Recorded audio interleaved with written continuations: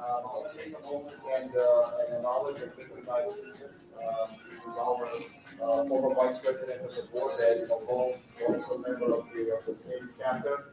Thank you, Susan, for everything you've done for the board, for the chapter, and for me personally. Thank you. Larry could not be here with us. You probably know Larry is recovering from.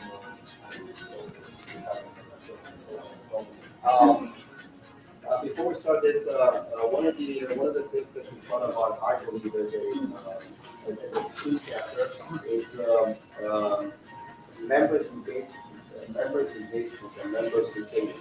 I believe we have as you can see here right now in the room, we have a relatively low level of attendance, low level of engagement. That's So one she what I hit. would challenge each one of us to start thinking, what can we do for the upcoming, the rest of the year and for the next year? What can we do to one up?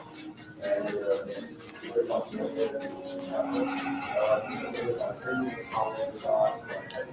else is every single time. This is the time to believe that also. Otherwise, we're going to be the time. We're going to do it with a travel or it's going to splash this travel. So if you don't believe in anything today, what I'm encouraging to start thinking that out there is each one of us has ideas, I'm sure. Just think forward. They need the music turned down. Contact somebody and be in touch with us, and let's hope that we can do something. Without any further ado, it's my privilege today to introduce you our guest speaker, Special Agent Kevin Cooke from the Secret Service. Kevin. Hi. Thank you. Thank you.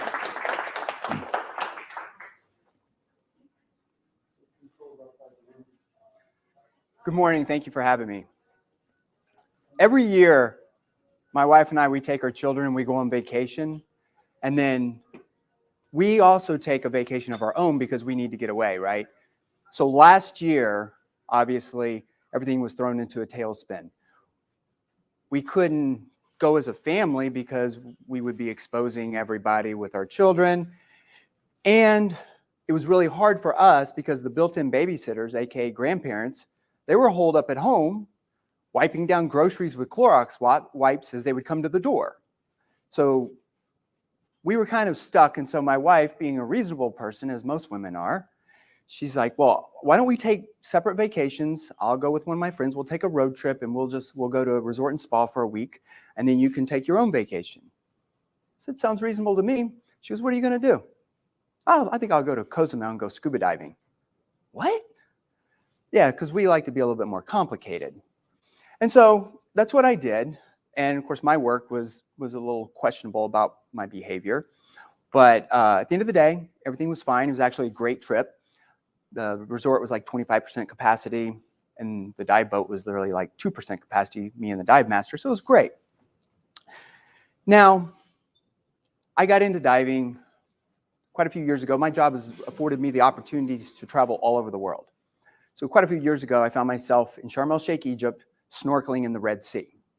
At that time, I said, you know something, it'd be really cool if I could go deeper and further. So that's when I decided I'd become a diver. So many years later, I got myself certified. And now anytime I get an opportunity, I try to dive. Now, why is all this relevant? So before this trip, I really wanted a new dive computer. For those of you who are unaware what that is, it's basically an oversized wristwatch that records your depths and your time and tells you when you should go back up. And so I ordered this thing on Amazon because I order a lot on Amazon. And at this time, it was the middle of last year, a lot of people were ordering things on Amazon.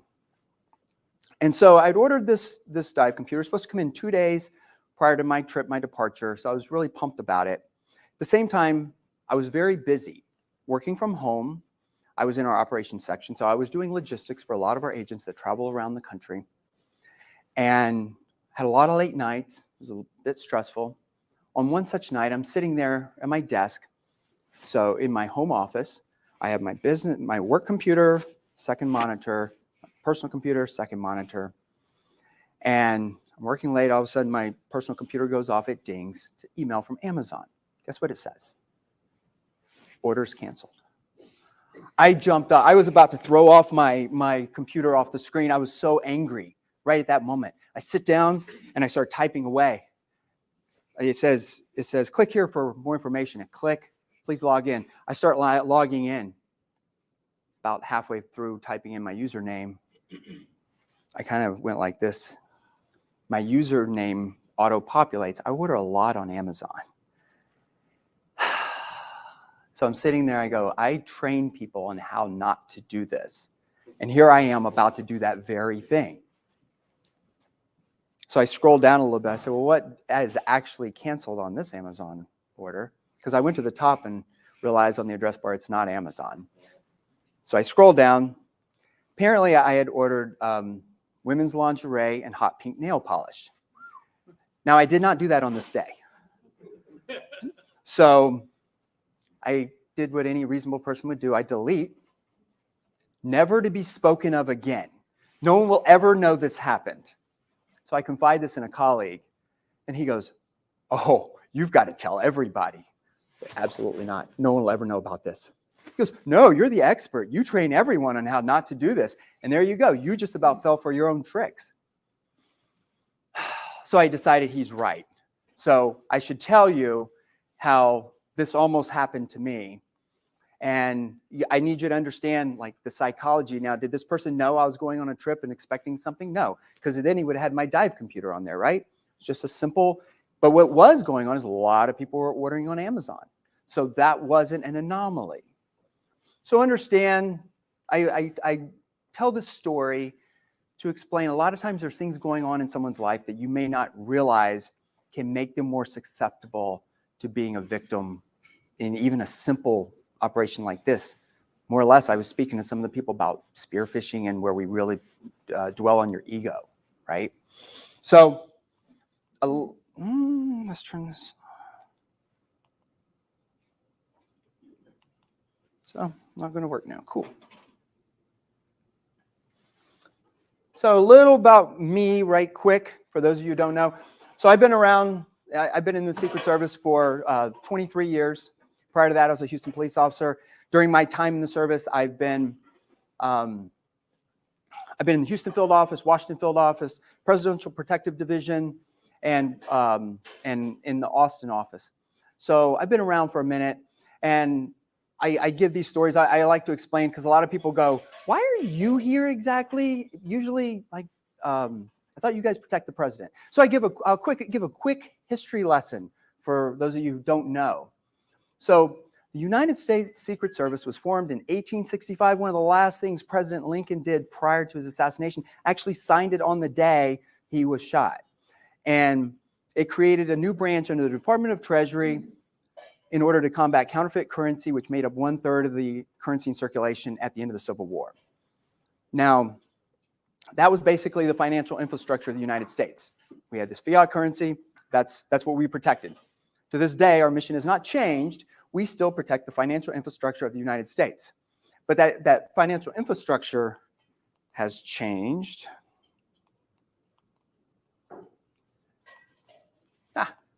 There we go. So the financial infrastructure now is made up of all the things you see here. And all the things you see here now are also associated with cybercrime. That's how we came to be, how we have gotten into cybercrime along with everything else. Now people say, well, don't you protect the president? We do. In 1901, McHenry was assassinated. The Congress gave us an additional responsibility of presidential protection. Because somehow at that time, those things went hand in hand. Counterfeit currency and protection. I'm not sure how that came to be, but that's how we picked up protection. And then that has expanded to a larger role and more of what people know us for. So that brings me to where I'm here today. We're going to talk a little bit about the things that have been going on in the world with regards to crime and technology. Obviously, pandemic everything. And we'll discuss some of that. I've talked about a little bit of that. Cyber-enabled crime, that's basically your fraud that you've always seen, but it's made easier through the use of the internet, through the computer. These might be loan frauds, these might be bank frauds, mail frauds, etc. Cyber-dependent crime, this is more of the stuff that you guys see, your DDoS, your security breaches, your data breaches, etc. Some of the technologies that are coming about and why they're relevant. And then some solutions that I propose that from things that I've done in my job that might help you might be able to implement within your own organization. So pandemic trends. Since the beginning of the pandemic, the Bureau reports there's been a 300% increase in cyber crimes. Now, or cyber attacks. Now, I believe most of you in here can attest to that and have seen it and what it started off. And first of all, the pandemic's not an anomaly. And this is something that people don't always understand. Natural disasters. You guys live in Florida, I live in Texas. We get hurricanes. What happens after that? After a hurricane, we see them come out of the woodwork. What happens at large sporting events? Whether it's the Super Bowl, whether it's the World Cup, people come out. Hey, do you want tickets? Do you want this? They always are going to not monopolize on any current trend going on. Whether it's an information void that needs to be filled, they'll be glad to step in. So in the beginning, what did we see? We saw, hey, emails from the CDC. What are your symptoms? Do you have COVID? I don't know. Click here. We saw, then it came out testing. Where to get tested, how to get tested. Here's a free test. Here's a rapid test, so on and so forth. So then we saw those. Then we got into the vaccination. How to get a vaccination, where to go. And basically anything COVID, we saw it exploited, okay? And it continues. Now, as I go on, the other thing I want to discuss or talk about before I bring up some things, accurate data is really hard to get in this industry as far as when it comes to like actual attacks and what's going on. Some people don't want to report. I mean, we know if our corporation gets in the national headlines, our brand's going to take a hit. Even if we did nothing wrong. And then possibly your customers, they may lose a little faith, even if you've done nothing wrong. So sometimes the data, sometimes I see some data that goes out anonymously where they're doing surveys. I think some of that might be a little stronger. And then the stuff that the Bureau reports is good. But I'm going to show you an example. I pulled this off a white paper. And it was good information. But it was funny because that was the headline on one of the chapters. It's like, 2020 cybersecurity attacks skyrocketed 600%. And I go, that's a really big number.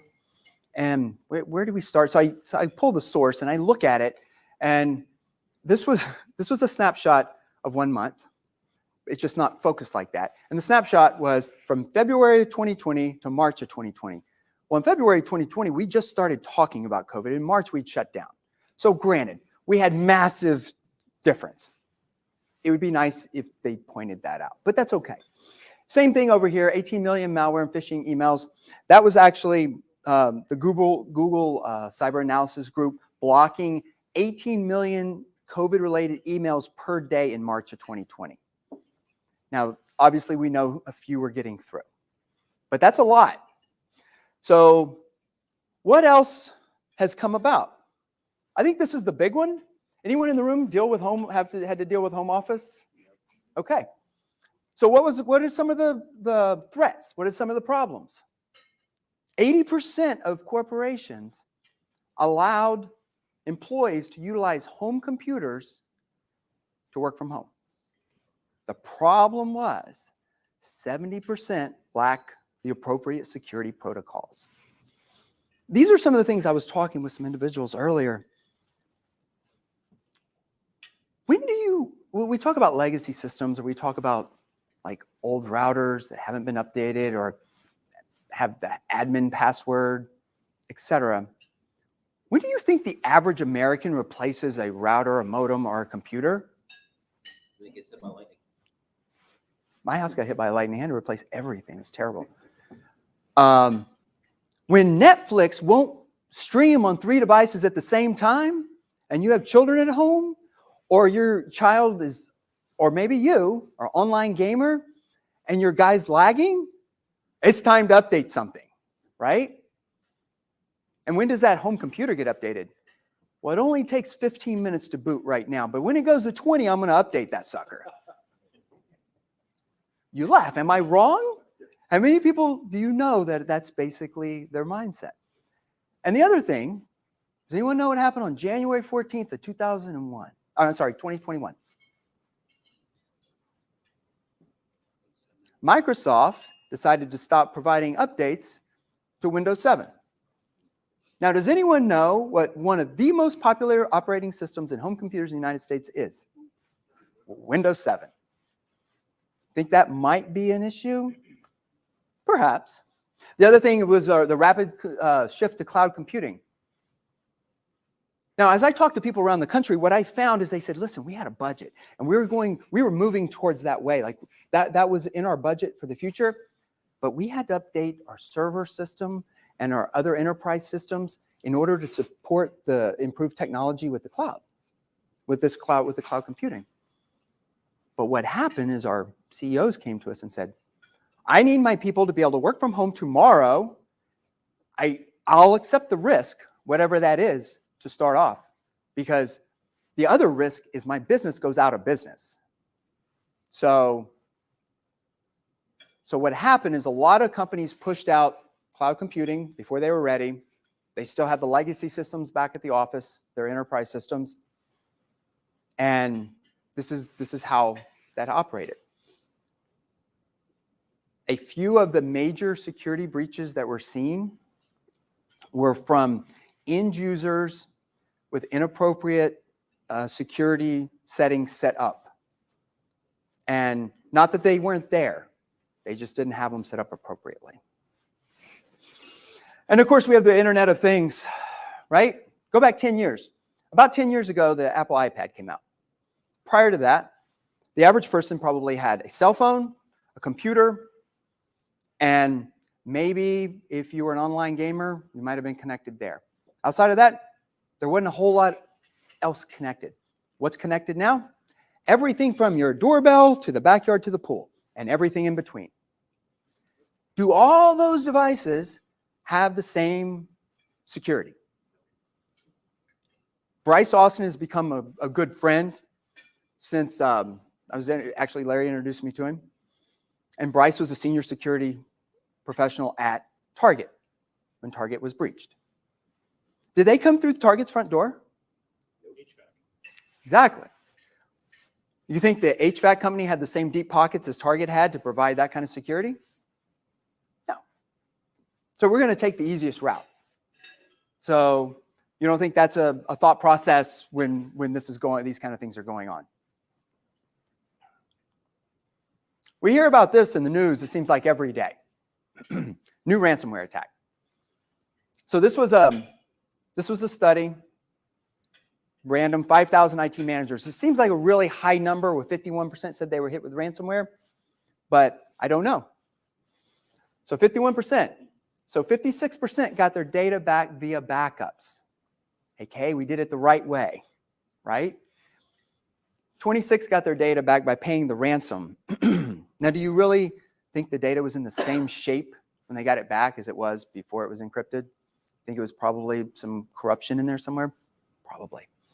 1%, they were the suckers. They got nothing back, and they paid, and they didn't have backups, so that's too bad.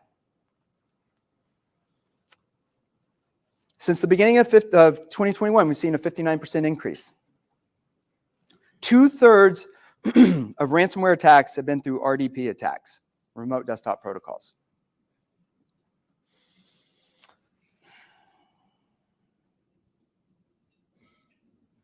And that seemed to be, and don't, and that's something else. I think the next slide. So, cyber defendant crime, we got DDoS, security breaches, and there's a whole lot of additional ones that we'll discuss, but the security breach versus a data breach, obviously, one, I kicked in your front door and looked around. The other one, I kicked in your front door and came in and took some stuff and left, right? I haven't personally seen this, but apparently this is becoming more of a thing. RDDoS, ransom. So the thing about the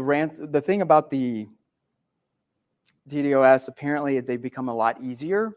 The technology's become much easier to use for them. And they're using multiple facets, so they're not just doing one type. We're going to hit them with multiple layers, okay? So those are some of the things that we're seeing. So I want to go back the RDP attacks. So we've seen 35% increase of new malware, et cetera, that has come about since the pandemic. Now, you guys, I'm not going to go into it. You guys know what the things are in here. Any of you guys ever read the Verizon reports that come out on cybersecurity? They're really good. There's a lot of good information on there. One of the takeaways is 85% involve the human element. Just like the human element in the beginning of my speech, where I just about became a stat. Tell you a story about Mary. Mary's an accounts receivable clerk for a large shipping company in upstate New York. Like a lot of people last year, Mary was working remotely. Mary's company, as a lot of others were doing, were having to push out new security, new hardware, new software in order to facilitate this work from home environment.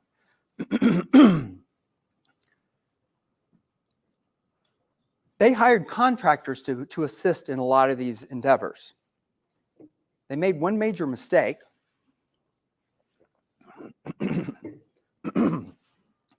They didn't provide the contractors with a business email address for the company they were doing business for, which is something I always highly recommend. If they're going to be communicating with your employees, they should have an internal email address to utilize. So what happened is someone did their homework. They found out this Acme Corporation was providing this service. They started calling different people around the company saying, hey, I need to install some updates on your computer. I'm going to send you an email. Some people hung up on them. Mary did not.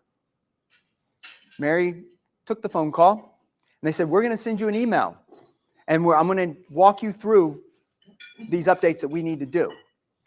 And she's like, okay. Very, very brave. Now, this is a case I'm currently working, so I've interviewed Mary. So they get her on the phone. They walk her through. Oh, yeah, ignore that warning message. Yeah, ignore that. Ignore that.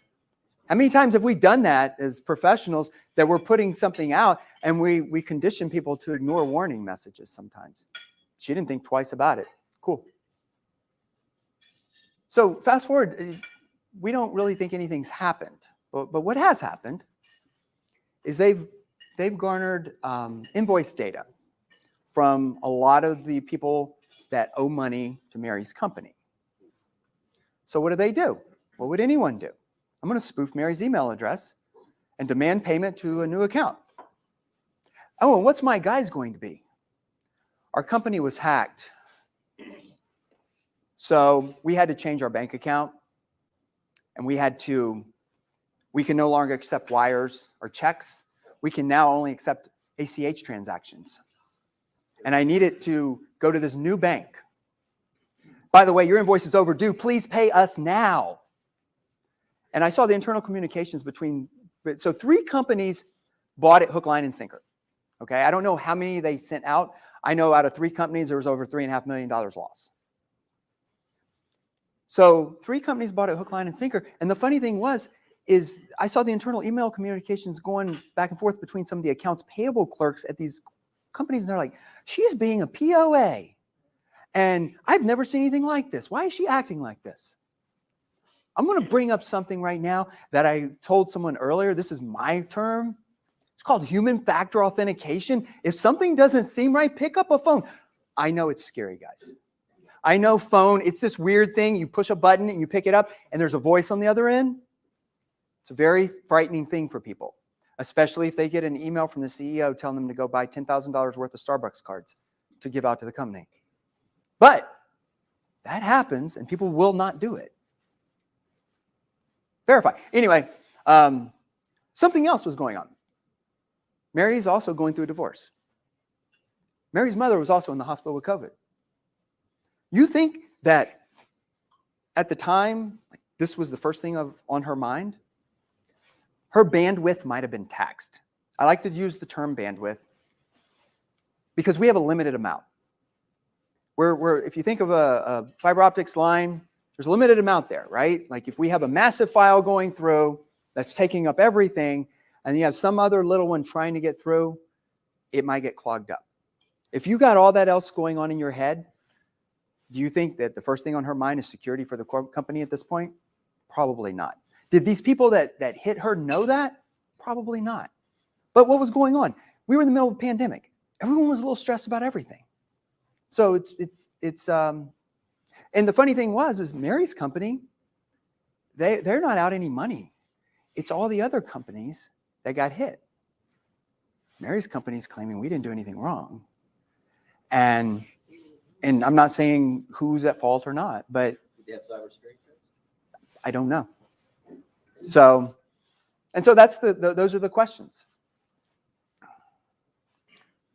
So we're seeing a lot of new technologies in the world, and I'm not going to go through each and every one of these. Bottom line is they basically tell the positives, and the bottom it kind of gives like what the bad guys will use it for as well. If you think of it like a football team, if a football team invests heavily in their talent and in their practice, and then you have one side that doesn't invest and they don't practice as much, one side's going to probably dominate the other side. So we have to think about it in terms of when we're dealing with how, I know budgets are always an issue. And don't get me wrong, I know how the C-suite sees security. You're a cost center. You don't bring in any value in their eyes as far as money goes. So you're always trying to justify what you do. And so, and you have to back that up with data about what's going on. Social engineering, we've been kind of talking about this throughout. Some of the things I've seen, you guys ever seen like clipped messages where you have an email and it'll have a couple blurbs and it'll say click here for the rest of the message? That one's a pretty good one. Almost anyone, as long as you put something enticing in the very beginning, a lot of people will click it. It looks like it's just going to expand. That's the way it looks like. That's a trend I've seen. I was talking to someone, if your company is going through an M&A, a merger and acquisition, or a downsizing, my advice is to make sure you inform your employees where information is going to come from, and make sure they're clear that it's not just going to come randomly. Because anytime there's information void, people will look to fill that void. And we saw it a lot during COVID. People put out, hey, company reorganization chart as companies were struggling. It's clickbait. It's very sweet. And people will jump all over it. It's not all bad. My sister's a dentist in Oklahoma. She owns a dental practice. And she's an avid bird photographer. I mean avid. To the point, I was riding down the street with my sister one time, and she had this orange Dodge Challenger. And her license plate was like Cavity Fighter. It's pretty good. And we're riding down the street, and all of a sudden, out of the blue, she slams on her brakes and slides us sideways. And I go, what's going on? And then I see her reaching behind her seat, and she pulls out this camera with a lens like this, and she's leaning out the window. I go, what are you doing? She goes, look at that eagle. Okay, but you almost killed us. So my sister really has some amazing shots of birds. And some of them have ended up in the local paper and submitted to different things. If someone like my sister were to receive, say, an email from look like AP and say, hey, we picked up your photograph and it's up for this massive award. And my sister's pretty smart. She probably wouldn't click it. But somebody in that same level, yeah. We appeal to your pride. And that one works too. Ego, pride, fear, they're all emotions. And they all make it very valuable for these bad guys. All right, well, I'm going to talk about some lessons I've learned. This is what we refer to as PPD. This is what most people, they look and they go, that's the Secret Service. A lot of these guys are my friends. And the thing is, this right here, if you think of an iceberg, that is literally the tip of an iceberg. Let me just tell you that I've worked parade route. The planning that goes into it is for the parade route, it's like a full year. But overall, planning that goes in for a presidential visit, we don't get to tell him where he's going. Like the staff is like, we want him to go here. So we have to build a plan around that. So wherever he's going to go, we have to build security around it. So this is basically security by design from the ground up. And guess what? We can't do it by ourselves. If I come into this building right now and say the president's coming up here to talk, you think I can just walk around this building and be like, you can't do it. I can't do it by myself. So, and that's going to be relevant in a minute. So I want to change your thought process of how you look. And this one's kind of targeted at a CISO, and then the rest will kind of come into play. But in my job, if I'm doing an advance, if something happens, do you think that it matters whose fault it is at the end of the day? No. It really doesn't matter. So we need to fix the problems, and we need to work together to do that. We need to go out and build relationships within our organization. When we travel around the country, we have to work with a lot of people. When we travel internationally, we have to work with even more people. Building trust. As you interview people around, as I interview people around companies, a lot of them tell me how, they feel like they're not trusted within the organization. And we have what? I see zero trust now, like as a mindset. And if you've adopted that, there's no criticism here, but just the name implies like this extreme amount of micromanagement.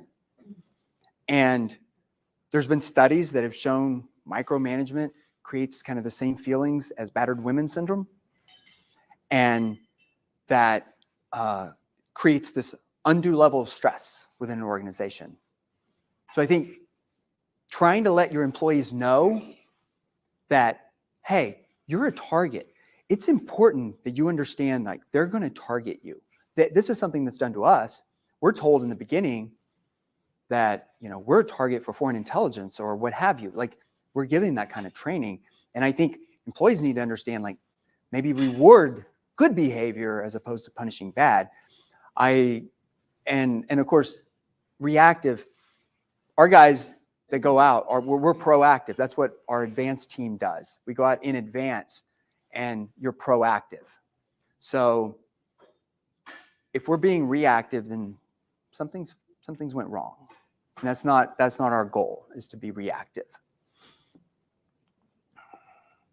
So I want to change the stereotypes. I talk to both sides, the security and then everyone else in organizations. And a lot of times they'll tell me, hey, they're the inhibitor of innovation. I went out and I get this new software system, and I didn't tell them about it because you know what they're going to do? They're going to tell us we have to take a look at it for a while. We're not sure we're going to be able to do this. So we've all heard this. I'd rather just ask for forgiveness than permission. How many of you ever had someone introduce something into your system that you're like, where did that come from? Technical jargon. I know nobody in this room uses technical jargon. So in the service, we're terrible. We have acronym for everything. We were at a party one day at a colleague's house when I was on the president's detail. We were standing out back. It was in Maryland. It was a cold winter night. We're standing out back around a fire pit. One of his neighbors came over. Everyone that was there was on the president's detail. And one of his neighbors came over. He's all excited, like he wants to hang out. And he's trying to break into a conversation, and we're all talking. And we said, and this was kind of the conversation that went on. A guy goes, he's telling a story. We all tell stories. He goes, yeah, we were in Dar es Salaam, Tanzania with the C-17 on the tarmac, and we were waiting on CSU because they went with TST to go get the VRUs out of the RON. This guy is standing there. He goes, what's a CSU? Out of all that, you just came up with one acronym? And a guy looks at him and goes, Counter Surveillance Unit? And then we didn't think anything of it. We're just having our conversation. My wife comes up to me later. She goes, you guys are jerks. And I go, what happened? She goes, that guy was just trying to have a conversation. You guys were speaking your lingo. I go, yeah, I guess we were. Avoid that technical jargon. Think about that. And better communication. I was on a visit.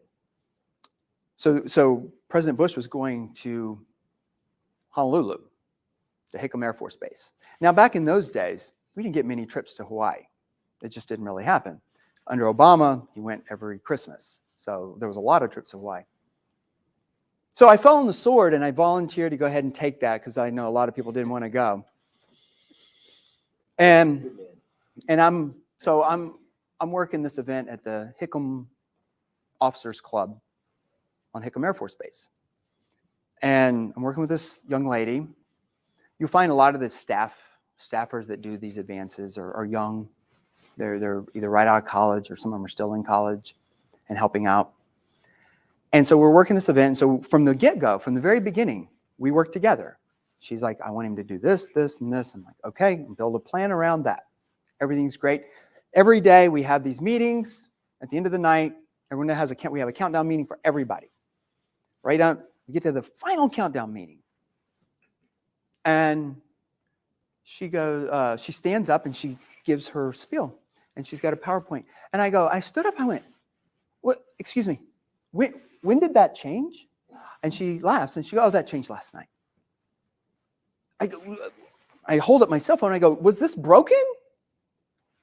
And she laughs again. She goes, no, I just figured I'd tell you today.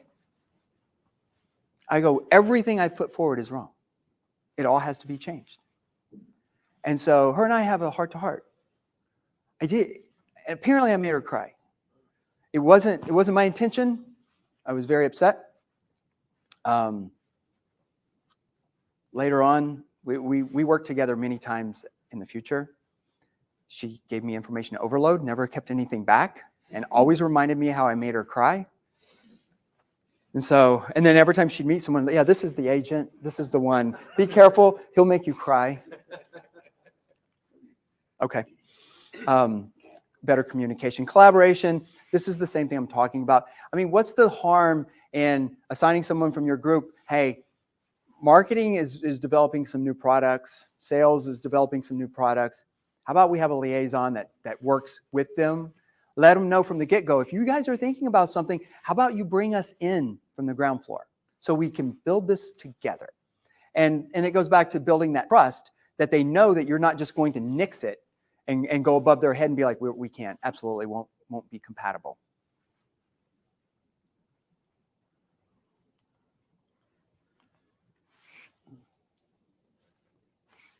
So this is kind of what we've talked about as well. Your traditional model, you still have to invest in that. You can work with a security by design, building stuff from the ground up. You're still going to have to invest in the technology, in intelligence. You need to know what's going on out there. You need to know about these new threats. You need to know about these clipped emails and what's the latest thing going on that we can educate people.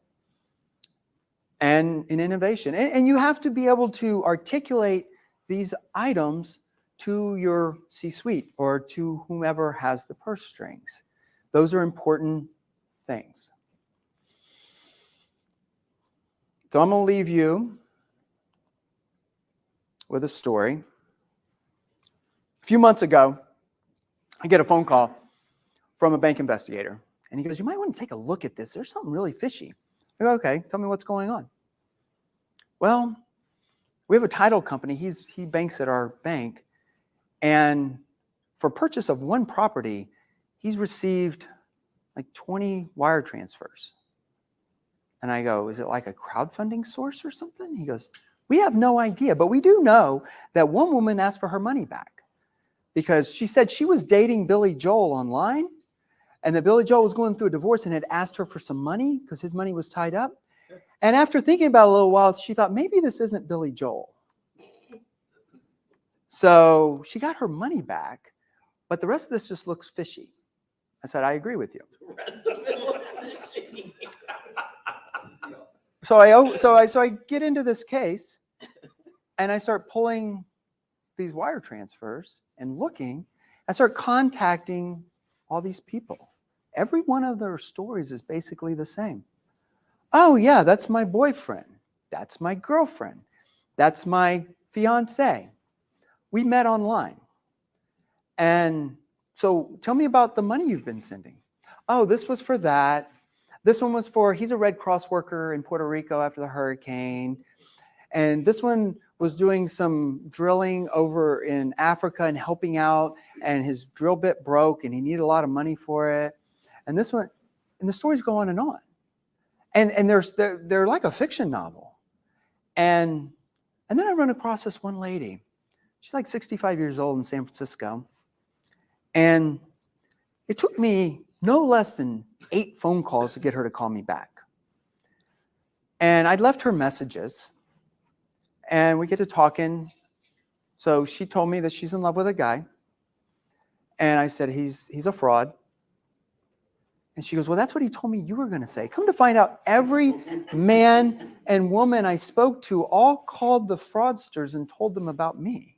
I started getting emails from these guys, spoofing my victims' emails, trying to get info from me. I'm like, you guys are good. So this woman, and once I finally convinced her on the third conversation we had, she broke down hysterically crying. And I said, well, I know she had sent $300,000 to this house. That's a lot of money. So is the wire number wrong? So why was this guy getting the money all of a sudden? Hold on. So I go, 300. And I said, I know it's a lot of money, but hey, it's not the end of the world. She goes, you've got to get it back. I said, ma'am, we might be able to, my plan is to try to seize this house. No. I gave him $3.4 million over the last 4 months. And I said, no. And sure enough, she gave $3.4 million over a 4-month period. She never seen the guy. They had a lot of phone conversations, a lot of text messages, a lot of emails. The average loss of the victim I have in that case is $700,000. And these people didn't have all that money. There was a couple people, their homes were paid off. They remortgaged them out so they could pay money because they were all promised a big return. So this is kind of public service announcement. If you know people that might be single, or sometimes they're not, trust me, I found that one out too, that keep an eye out if you start seeing odd behavior or odd spending sprees, because they can be a victim very easily. Loneliness is the most expensive emotion we have. And these guys are really good at exploiting it. This group was operating out of Ghana. And to answer your question, basically all the money was just, there was all these different excuses. There's people. So these are different groups. They're loosely organized groups. One guy's like telling them where to send money. The money is going into this account. They were buying a house. And they bought the house. We seized the house. Then they fought me for like a year on the seizure to when we were taking it. And we got all the people that sent money to the house, we trying to get that money back to them. So as we say at the end of a presidential trip, the call sign for Air Force One is Comet. So it's like Comet wheels up, and that's the end. Wow.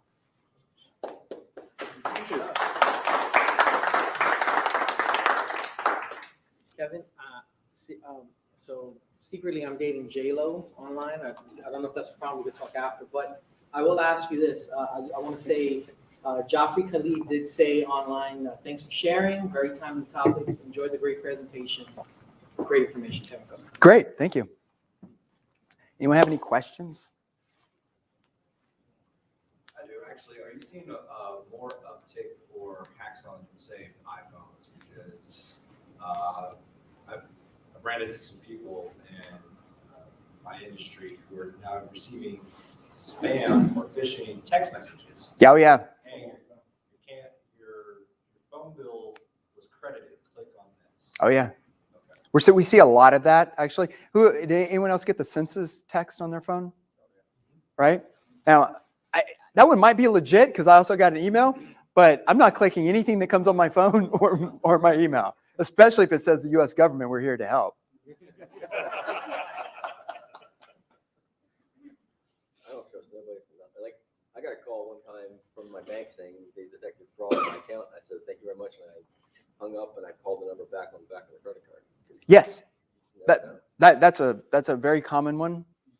And I've had a one in Houston where a lady was buying a home for her son's wedding. So it was a wedding gift for him. It was $1 million home because that's what you do when you're a Texas socialite. For the wedding, you buy your son and new daughter-in-law $1 million home. And it was a business email compromise. Basically, they got into her account, and that's something for you guys. I mean, and this is something that people have told me before. Like, hey, we can monitor systems, we can do whatever, but mailbox rules, really hard to audit because everyone's got their own ideas about like what they want in those rules. And that's what we see a lot of times is people get in and they change mailbox rules, and it makes it really difficult to like, hey, I've been emailing you all week. Why haven't you replied? I didn't get an email from you. Yeah, because they were just deleted or forwarded to another address. Now they've gotten better. Like they know if they try to forward it to another address outside, it's usually not going to work, or it's going to raise all kind of red flags. So, And Kevin, how does this service keeps track or keeps up with this influx of new technologies and the avalanche of new stuff happening? we always have like training that just goes on constantly. In fact, myself, I'm going to, we have a training institute in Hoover, Alabama, and I'm going down there for network intrusion training for 3 weeks in a week. So I'll be my eyes up to with technical things. So I'm looking forward to it though. Be a good course. Basically, we have response. So like an IR team, basically you call us and say, hey, we got hit. Like we come in and help you out.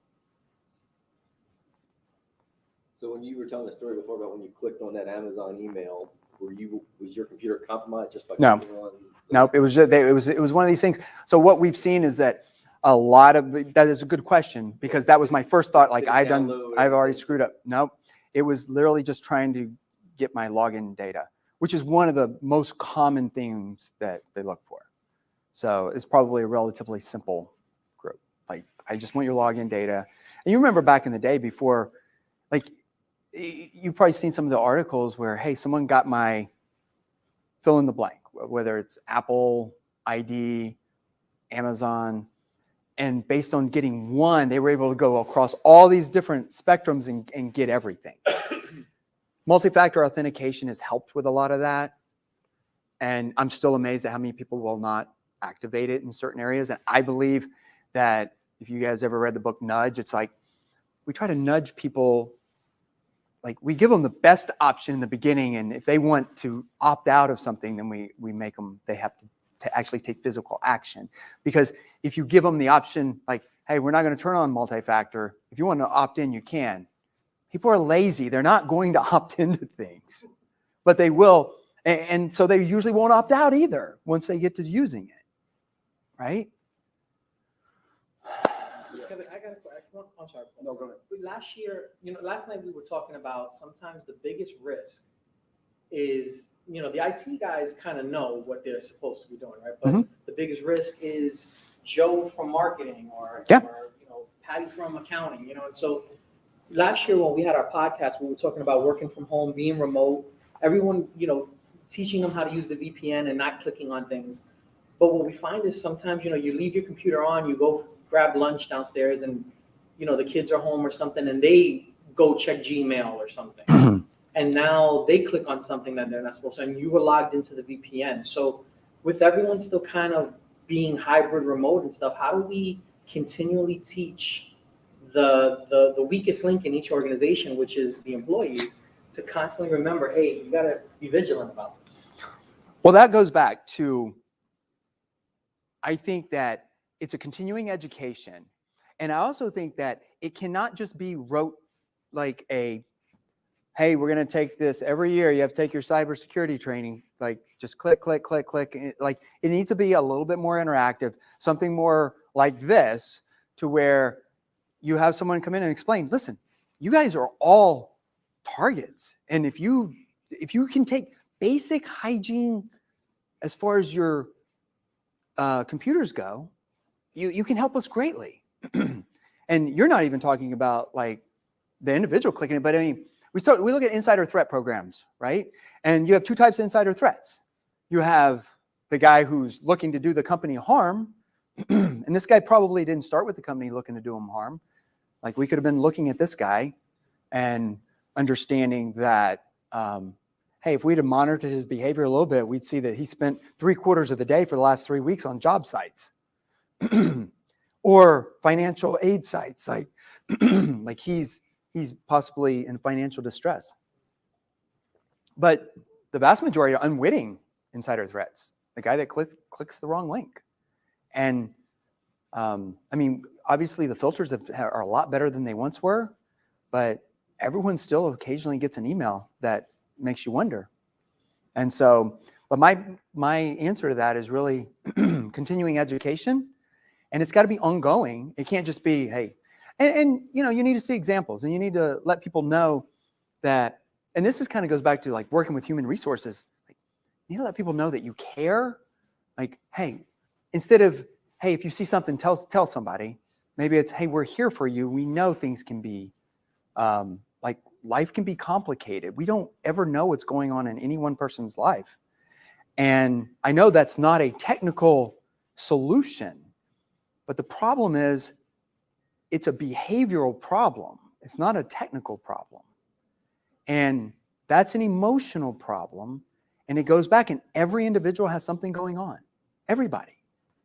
And some people are able to deal with it more than others. And if you have any form of scarcity in your life, which by the way is a highly recommended book that I like to tell people to read. It's an economic book, but it goes to a lot of levels. I'll get you 1 minute. And it basically says that if there's something in your life that you feel you deserve, that, and you're not getting enough of that, that thought process can really overwhelm you, and it can cause you to make bad decisions. And there's a lot of good examples in that book. But let's say you're having a scarcity of time, and you're so stressed out about the time frame, whether it's a deadline or what have you, you may do things you would normally not do. And there's actually studies that show chemicals in your brain have, create an environment that you actually make poor decisions. If you put someone under stress even through some pictures, you can see that same process, whether it takes them longer to make a decision or whether the decision's not one they would normally make. So I think it just comes down to training your employees. And that's why I kind of lean towards a security by design as opposed to the no trust or zero trust model, because you make your employees believe that they're part of the team. Because if you feel like you're part of the team and it's not a us versus them, then they're looking to do the right thing. And they're going to think twice about making a decision they might not have otherwise made. And again, that's my 2 cents. But I've seen it work better than the other side. So, yes, sir. I was going to say, a lot of times, departments inside of companies are kind of tribal. Yeah. So they work with each other, they know each other very well, they socialize together, the whole 9 yards. So what I found a lot was people would be bringing in zip drives of their grandkids. Yeah. Things like that. And, hey, can you come over and take a look at my kids? And Yeah. plug in. Now, all of a sudden, we had to go to a zero trust environment because everything got plugged in, automatically got stopped, scanned. I got an alert. Yeah. Pick up the phone. What are you doing? Yeah. That kind of thing. Only because, again, we educated them, but they wanted to see their grandkids. And they got it off of Facebook, or they got it off of somewhere else, or they wanted to go to Facebook. Yeah. And all of a sudden, they can't. Yeah. And then I get a phone call from the director or whatever saying, you're locking yourself. I'm like, is it work related? And Right. like, well, and I'm like, it's not a well, it's a yes or a no. Yeah. So a lot of times you're forced into a zero trust environment. Sure. Especially in government, because a lot of times they want to get to me so they can get to you. Right. They don't necessarily want me. Right. But they want my avenues. Why? Because I'm connected to law enforcement. I'm connected to the state. Mm-hmm. I'm connected all over the place. So 9 times out of 10, they just want to use me as a patch. In government, you can get away with it more, like as opposed to, I mean, those models work in government. They work in those type of environments. Static environment. Right. But if you're in a creative environment of some sort, like that model is just not going to be as helpful. So I feel like you've got to create, you've got to go out and they're cliquish, right? Like they have their clique and they're like, it's the security guy. Great. I don't like this guy. And sometimes the personalities are very different, right? Like we have this guy may be just a very linear thinker, and these guys are all creative and like, and they go, this doesn't work for me. So maybe you have, maybe you create something, a bonding opportunity like what you guys did last night or what have you, where you just have to try to integrate.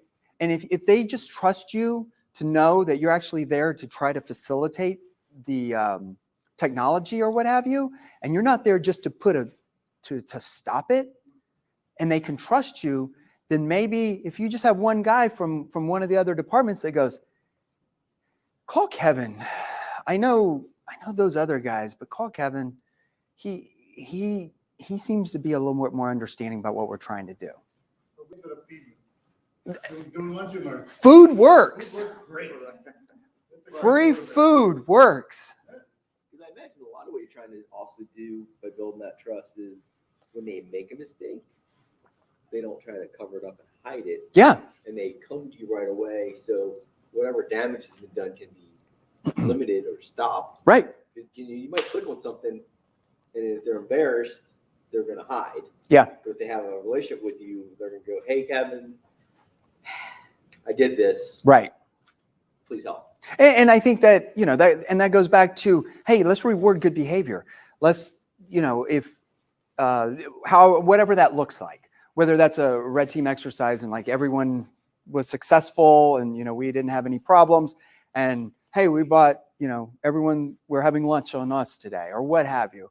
Just something that's positive reinforcement, I feel just is bad. When you talk about sticks and carrots, we hate sticks, we like carrots, right? And because the stick only works so much. You can only beat someone down so many times, and then they're like, I'm done. I care less about these guys. Like all they do is like embarrass me and keep sending me more whatever. And I'm not saying it's always going to work. Like some people have an inherent desire or inherent drive. Some people don't. But from you guys' standpoint, I feel the hardest thing that you guys have to deal with is the human behavior aspect of it, and that's the hardest thing to work on. And I'm working on a program now to kind of help with that, because that's what I'd like to come in to companies to help them with, and to be like help their employees understand that, hey, it's a team effort here. You guys aren't over there, and these guys are the bad guys. Because I've had CISOs have me come in before just to reinforce what they've said, because after a while, the CISO just becomes to the employees just meh. They're like, all he does is talk about how bad we are. So when I come in and I bring in some experience and I bring in some examples of what happens to a company when Mary, who's going through a divorce and is struggling and actually picks up the phone and talks to a guy who social engineers his way right into the system and then defrauds $3.5 million from other corporations. People tend to listen to that No, it's real. because they go, I don't want to be that person. So Don't be a Mary. poor Mary. She's been struggling. Yeah, I have a comment on employee behavior or employee buy-in.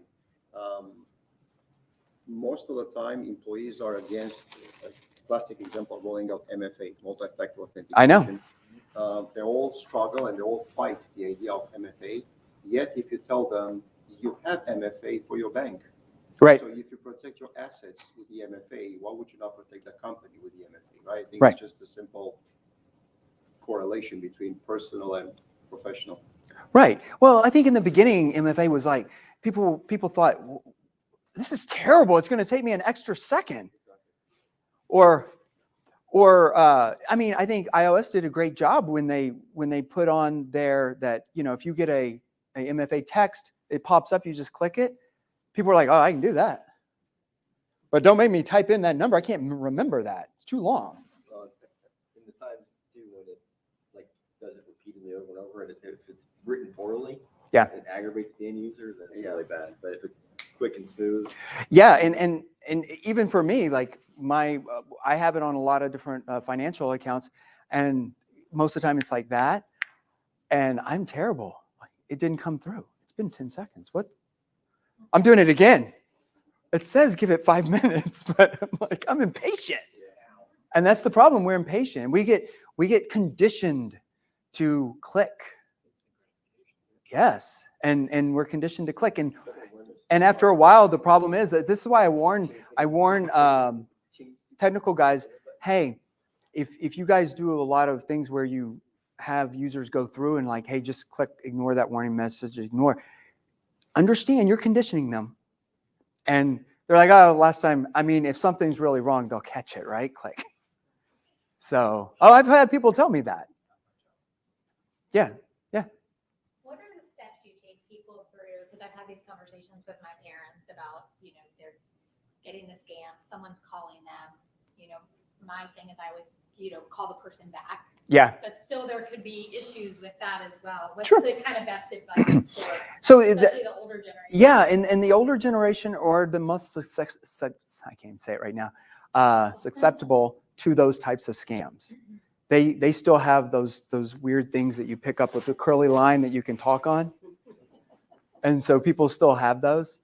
And so that you basically have, and also they're all polite, right? Like they're like, oh, I can't let the phone, I have to answer it.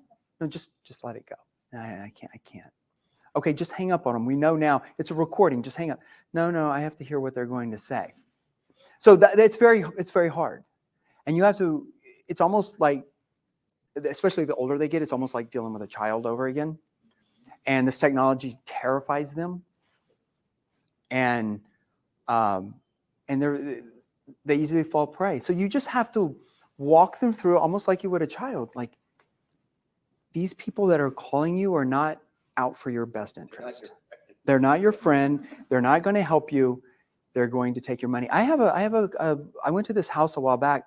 This lady, she called us and she's like, I've called everyone. And she was really, and the funny thing was when the guy first took the phone call at our office, he actually thought like, maybe she's crazy. Like, and come to find out, no, she's just at her wit's end because her dad is involved with all these scam groups and they're all running him all over town as a money mule, like getting money from somewhere, taking it somewhere else and transferring it somewhere else. And oh no, that's a huge thing, especially with older people. And what happens is these people, they feel a sense of importance for the first time in years, especially if they've been at home. And so they exploit that. And hey, they just need they need anonymous bank accounts to move money. And so this is what this guy does. And they've also drained him dry. Like he keeps sending them his money. And when I talk to him, he's like, it's none of your business. Like he feels important. He's out all day long. It's like almost 80 years old. And he's just all day long moving money from bank account to bank account. And all these banks are like blacklisting him basically. But banks don't talk. And so like banks report things to FINCEN, Financial Crimes Enforcement Network, and we see that data, and I'll pull, I can look, and you'll see how people, like, you might have people that go across multiple platforms, but banks don't talk to each other. So, and I think that's a problem, like, for you guys, like, everyone doesn't talk to each other. That's why I think groups like this are good. Groups like InfraGuard are good, that bring people together and stuff. Yeah. Nice to hear you say about the teamwork within your organization, because I recently, in the last 6 months, kind of formed that with my HR department. Mm-hmm. And now, as part of our new hire orientation, I spend time with the new hires, and my conversation with them is all about cyber. Yeah.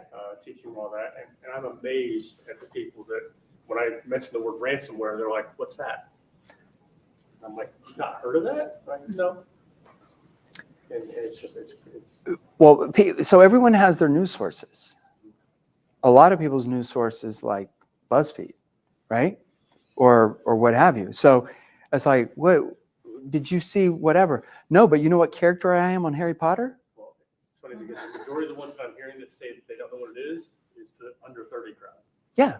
And it's not, it's not a dig. It's just they're not as interested in the I news. think they're, like you said, they're conditioned just to click, and they're not realizing. And instant gratification is huge. Like, whatever. If I can get it quick, that's it. But yeah, no, I believe, I truly believe in it. If you can create it, it's easier said than done. I acknowledge that. When I was in college, I worked in a restaurant, and we were supposed to have this team service concept. Like, hey, if you go by and there's an empty cup, you're supposed to pick that up. The reality is that's not my table. Like, that guy's not going to tip me. I'm not taking his cup. So and so it's kind of like that too. It's like, I still don't trust this guy. So you just have to build it, and it has to be continual. It's just like the education. So if you make it interactive, a little bit more interesting, then it'll stick. It's like if I tell you, I tell a password story during one of my different presentations, and long story short, basically a guy comes in, wants us. He's been a victim of a crime. Crime's on his laptop, and I'm sorry, there's evidence of it on his laptop. So we bring it into our cyber guys. They're just going to image his laptop, and we'll go through it. He brings it in, and he forgot to provide us the password. And so it's back in the lab, so I can't let him back there. So I come out, and I have a notepad, and I was like, hey, you just give us your password for your laptop. And his face just kind of goes red, right? He's about this big. And I'm like, all right, well, what? He goes, okay, I'll just put it in. I go, no, it's already hooked up back there. Like, just write it down. You can change it. So finally, he writes it down. It spelled out. It was actually a really good password. Like, it had all the parameters you'd like to see, but it spelled out one big stud 69. And so he was really embarrassed by this, right? And and I did everything I could to keep a straight face, but I had to do it, right? Like, I'm looking at him and professor, I'm like, so you're one big stud 69. I think I've heard of you. And he just is like, don't talk to me. It's fun. But hey, guess what? You tell a story like that, and you talk about password hygiene, and people will remember that. And they'll stick with them for a long time when they go to create a password. Like, I remember that. Because I tell people a lot of times, like, if you're not using a password keeper that's encrypted, then if you use a phrase that has all the different symbols and numbers, it's easier for you to remember. You can remember that. Because right now, if I didn't have a password keeper, I have like 95 passwords. It's absolutely insane. So, anything else? Hey, I appreciate it, guys.